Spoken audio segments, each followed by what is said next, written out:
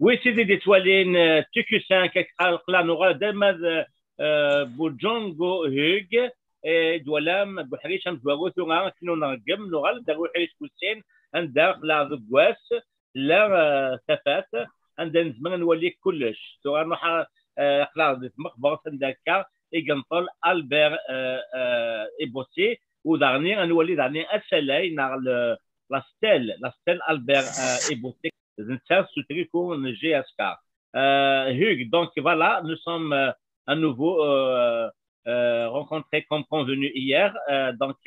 Pour la deuxième partie, vous allez nous faire visite rapide de la tombe d'Albert Ebossé, éventuellement aussi de la stèle. Et moi, là, nous sommes au cimetière là où enterré avec Dominique Ebossé, plus précisément au village d'Oxini. Ça voici. Voilà, on le voit bien, la stèle, donc Albert Bossé, donc qui a été confectionné par le journaliste dont vous m'avez dit le nom hier, c'est ça? Ouais, il a été fait par un artisan ici, mais il avait été refait. Bon, il avait été repeint la dernière fois par l'aide du journaliste Glaise, Christophe Glaise. Christophe Glaise, voilà.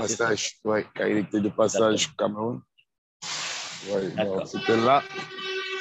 Donc, on le voit bien avec le ballon, enfin, pastel, avec le maillot de la GSK, c'est ça?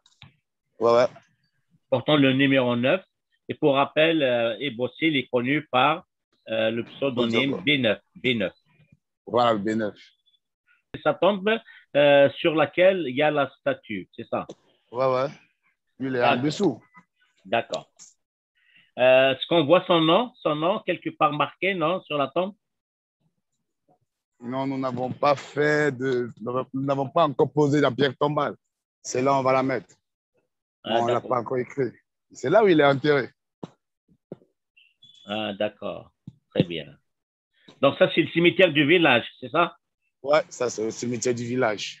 D'accord. Ça, c'est mon grand frère et en même temps le grand frère de Bossé. Même père, même mère. C'est le premier à décéder. Puis il était coach. Ah, le grand frère du Bossé. C'est lui qui l'a inspiré, vous l'avez dit. Voilà, celui qui l'avait inspiré au football. L'entraîneur de football, c'est lui ici. C'est Thomas, c'est ça? Oui, Thomas. Bobo Djongo, Thomas Bourgeois. D'accord. Ça tombe, ça. Vous voyez aussi avec un ballon. Ah oui, c'est vrai, c'était un entraîneur. Donc, en face de lui, effectivement. Ouais, ça, c'est son frère. D'accord. C'était le premier-né de toute façon. D'accord, très bien. Et il est mort de mort naturelle, Hugues, ou il était malade? De suite de maladie. D'accord. Il était mort en décembre 2006. 2006. Il avait quel âge quand il est décédé? Quand il est décédé, je crois qu'il pouvait avoir même une quarantaine d'années comme ça. Quarantaine d'années, hein? Ouais. Moi, je n'étais pas là. J'étais dehors. Je crois cette période-là, cette année-là, j'étais en Algérie. Ah, d'accord. D'accord. Toi, Hugues, tu as vécu combien d'années en Kabylie? Je suis resté 2 ans et demi en Kabylie, à Tizi Ouzou. Auprès de ton frère, c'est ça? Non. Lui, il vient en Algérie juste après que moi, je rentre. Quand je quitte l'Algérie, c'est là où il a eu des propositions là-bas en Algérie. Il m'a posé la question, comment est le pays là? Qu'est-ce que vous pouvez faire? Qu'est-ce que vous faisiez en Kabylie? Bon, vite fait, moi, à l'âge de 19 ans, moi, j'en avais marre de mon pays, la vérité. Je ne comprenais pas ce qui se passait autour de moi. Et j'ai décidé d'aller en aventure, à la découverte d'autres pays. C'est comme ça que je me suis retrouvé en Algérie. Donc, tu es resté à Tizi Ouzou 2 ans. Ouais. Et pourquoi le choix de Tizi Ouzou plus particulièrement et pas autre ville? Une ville paisible, Tizi Ouzou. Les Kabyles, les Berbères en fait, les Kabyles, ouais, ils ont une mentalité différente des Arabes. C'est pas pour polémiquer, hein. Je ne veux pas rentrer dans ce qui se passe là. Moi, je dis juste ce que j'ai constaté. D'accord. Vous voyez, c'était plus facile de vivre en Kabylie que de vivre à Alger, par exemple. Oui. D'accord. Et On tu as vécu 2 ans, et on tu as était vécu deux ans moins et musclés. demi, tu as vécu 2 ans et demi en Kabylie, hein? Ouais. Et juste après, Albert est bossé, il a été recruté à Tizi Ouzou. Donc, quand tu as été, quand Albert s'est déplacé en Kabylie, C'était pas à l'immédiat. C'était pas à l'immédiat. Parce que moi, quand je suis quitté l'Algérie, lui, il est venu des années après. Quand je suis quitté l'Algérie, je suis parti au Mali. Après le Mali, j'ai été en Côte d'Ivoire, mais j'étais d'abord passé au Maroc d'abord. Après, j'ai été en Côte d'Ivoire. C'est de la Côte d'Ivoire qui me parle de l'Algérie. Il me demande, il me dit, moi qui avais déjà été là-bas, ça se passe comment là-bas et tout. Je lui demande pourquoi. Il me dit parce il est approché par des clubs de là-bas et on lui a toujours dit que les Arabes ont une mentalité un peu dure. Mais comment moi j'ai fait pour vivre avec eux? Moi, je lui répondais simplement, partout c'est dur. Vous voyez la vérité. La vérité, c'est que partout c'est difficile. Ça dépend de comment vous vivez avec des gens qui vont vous prendre. Si vous vous rendez compte que votre nature ne correspond pas avec quelqu'un, vous la laissez, c'est tout. Après, voilà. C'est compliqué de vivre là où on peut te traiter de tout et avoir la maîtrise. Moi, je l'ai expliqué.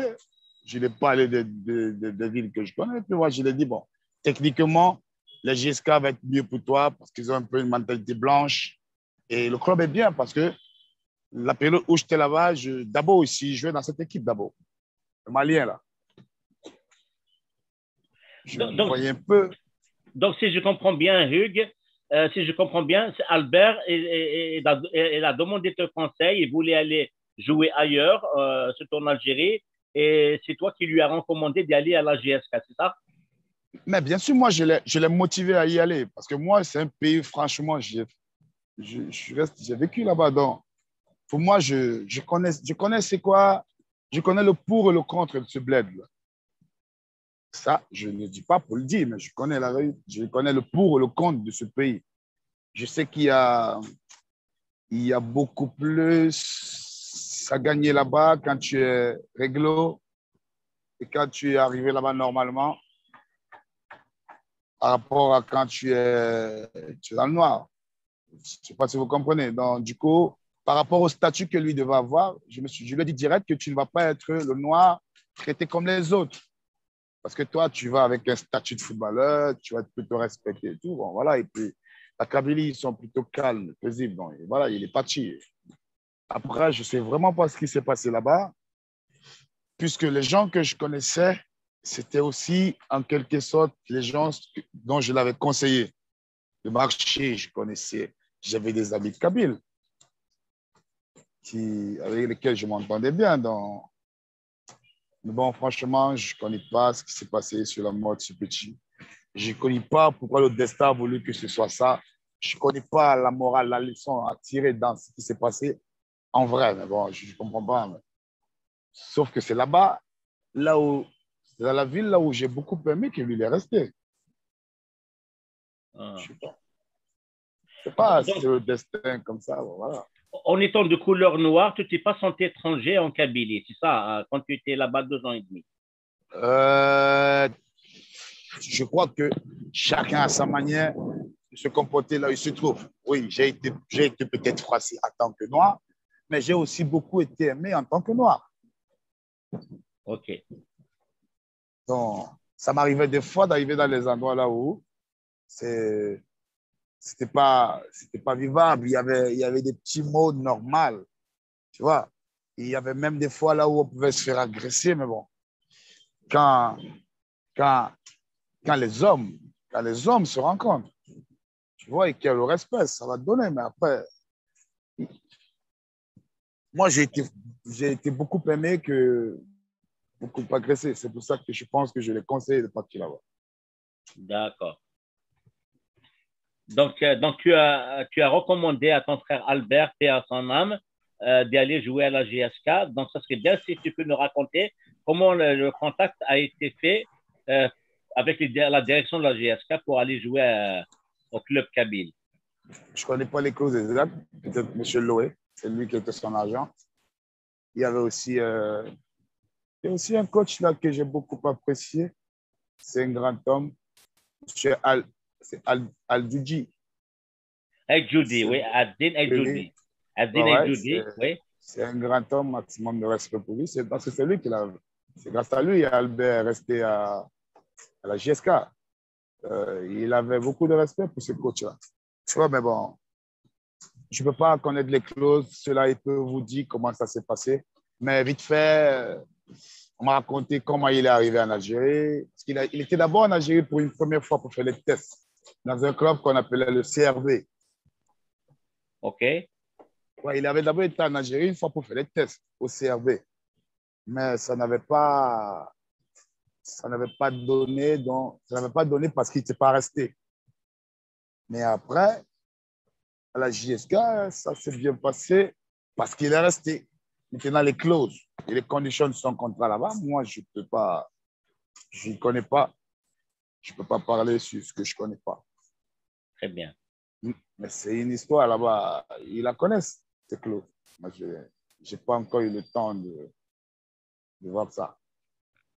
Mais Hugues, avant de se séparer, je sais que ce n'est pas facile, mais si c'est possible de voir la mère d'Albert Ebossé, ne serait-ce que pour quelques minutes, comme ça rapidement. Je sais qu'elle est très très malade, très souffrante, notamment depuis la mort de son fils Albert et plus particulièrement encore depuis la mort de son mari, votre père, l'année passée. Mais si vous pouvez nous rendre un service, ne serait-ce que pour quelques minutes, si c'est possible de lui parler.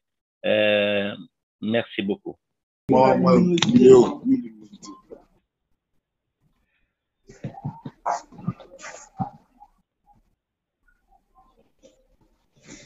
Tu es dans la conférence. Oui, c'est la chambre. Oui, et là.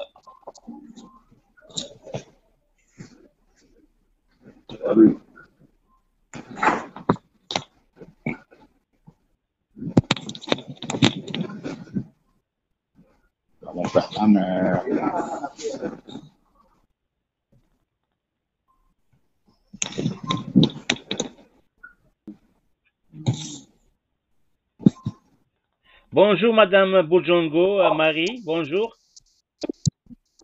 Oui, bonjour. Madame Boujambo, vous habitez la demeure, la maison qui a été construite par Albert, c'est ça? Votre fils? Oui. Oui. C'est ça, hein? Depuis la mort d'Albert, quel est votre état? Ben, c'est comme le sentiment. Comment? Je suis là, je suis malade. Depuis 7 ans. Depuis 7 ans, hein? Oui. Vous êtes toujours triste de décès de votre fils et de votre mari, qui est récemment, il y a une année, il est décédé aussi, hein, votre mari. Oui, ça fait 1 an. Ça fait 1 an. Donc, pour l'enquête sur le décès d'Albert Ebossé, est-ce qu'elle suit toujours son cours ou elle s'est arrêtée depuis le décès de son père? Moi, je ne connais rien. C'est papa qui connaissait. Moi, je ne connais rien. Pas de nouvelles. Pas de nouvelles. Pas de nouvelles. D'accord. Que je suis malade. Je suis malade. Je suis malade depuis la mort de mon mari. Ça fait 1 an. D'accord. Mais ça fait 7 ans que mon fils m'a laissé, que je suis dans la maladie. Oh là là. Depuis le décès de votre fils, vous êtes malade, c'est ça? Oui, oui. Et bon, je suis malade depuis que son papa m'a laissé, ça fait 1 an. Donc, j'étais couchée même. D'accord.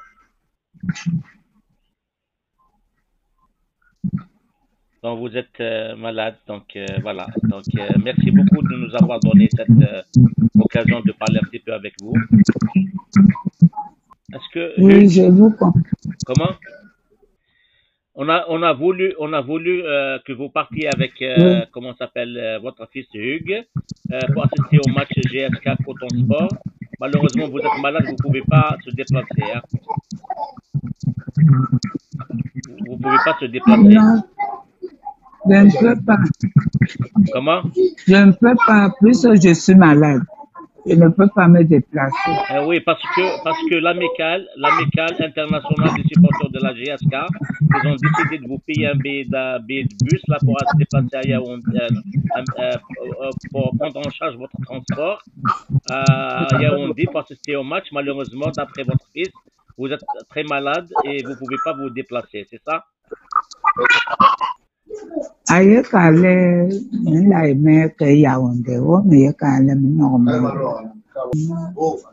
Bon, je vous attends ici, non? Voilà, on espère la délégation de la GSK vont venir et pourront trouver le temps et les moyens nécessaires pour venir de Yaoundé à Douala pour se recueillir sur la tombe de Albert Ebossé et puis vous voir vous-même et toute sa famille. On espère que les conditions vont le permettre. Autrement, il y a votre fils Hugues, que l'amicale internationale des supporters de la GSK va donc se prendre en charge son transport pour aller à Douala et plutôt à Yaoundé. Et à Yaoundé, il va être avec l'équipe de la GSK. Et à ce moment-là, ils vont lui rendre un hommage là-bas à Yaoundé. Sinon, s'ils peuvent se déplacer, ça sera avec un grand plaisir. Madame, merci beaucoup de nous avoir donné un peu de votre temps pour vous interviewer. Merci beaucoup, hein, c'est très gentil de votre part. Merci beaucoup, mon cher Hugues, pour cette interview. Et donc, probablement, on va se voir, on va se reprendre à une autre occasion. Notamment, vous allez loquer de la direction de la GSK, vous allez vous déplacer au stade de Yaoundé, de votre ville, de la ville de Douala, pour assister au match au aller de la Coton Sport contre GSK qui va se jouer le 20 juin. En espérant le voir une deuxième fois dans une autre occasion. Oui, c'est des étoiles TQ5 qui de cette garantie des Winitakir, des Sinalen, de Hugues, Gmas, Albert Ebossé, Ersanis, des Talouis, Tikmosan, des 23 Rocht, زوج آلاف و14 قلنا نتيزي وزو أكثر مازالوا ديفانا أمشي جموت مازال تواش ولتيس لدغا ما سهوج يتنادي بابا سيغو حكيس وطنيس يموت سكوات يزرين دي يونيو زوج آلاف و20 إلا يتابع لونكيت مشا دغا في الحوت لي زونكيت دي سمورت الجزائر أكثر ديفانا الخباريس نتساهم أديا سواس أدفان تفات أمسكي جموت ألبير إبوسي يسان مليلي تذوينين نظن أو نديني قيمة تلويث إنا زوران إسرثانان إنغمسان ثيذو خليوين كشمت ذك ثود ساثاكرا غلان تنيم هالن نجيسكا سمغرض ثخريطيس إلانا مذي فرنسا كندا نغمريكان إوا كنديالي وزال نجيسكا ويار. Artistes, politiques, journalistes, associations, tous ensemble pour adhérer à l'amicale internationale des supporters de la JSK. Booster les cagnottes France, Canada, USA pour tirer notre club de cœur vers le haut.